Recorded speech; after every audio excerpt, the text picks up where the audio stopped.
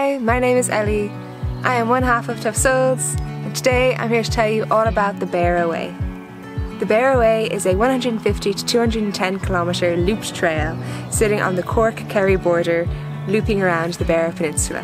We start the trail in Kenmare, walking the loop anti-clockwise with 7 walking days and 1 rest day. The trail follows mostly open mountainsides with short road stretches and forest trails. This was our second last trail when walking all 42 of Ireland's National Waymark trails. Day 1 took us out of Kenmare to Lara, covering about 25 kilometres. We made our way out of Kenmare on small roads heading west for several kilometres. After about 6k of gradual uphill road climbing, we turned off the track onto beautiful open mountainside.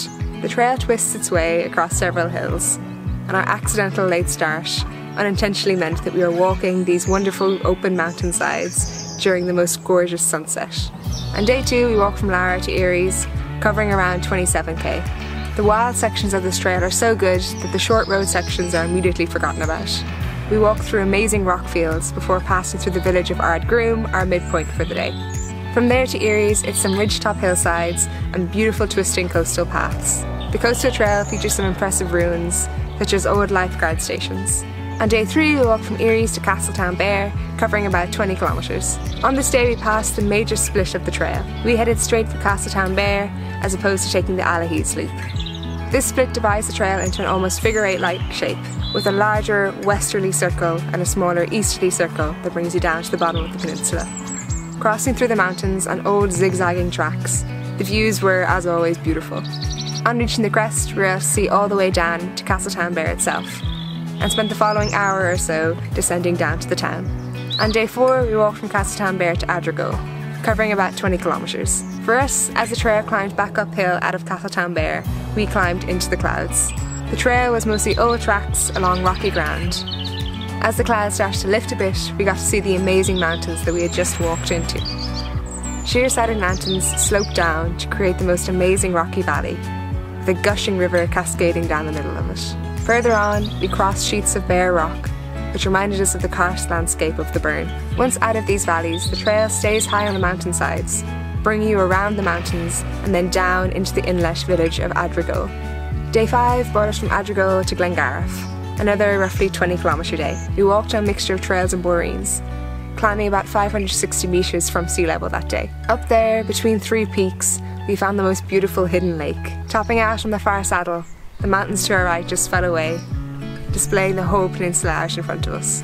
This was one of the most beautiful, breathtaking views I have ever seen. The following 5 kilometres are along dirt tracks that steeply descend down to the valley floor.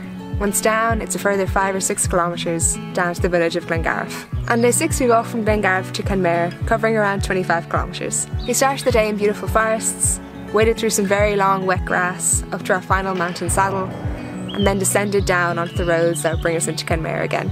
Most of this day was road or tiny lane walking. We then took a rest day in Kenmare before heading out to Dursey Island. We couldn't leave without visiting this very special island, which is accessible via Ireland's only cable car. Opened in 1969, the cable car is the most used means of transport to and from the island. And more unusual, it's the only cable car in Europe to cross open water. Our experience of Dursey was mostly in the clouds, but we still had a wonderful time.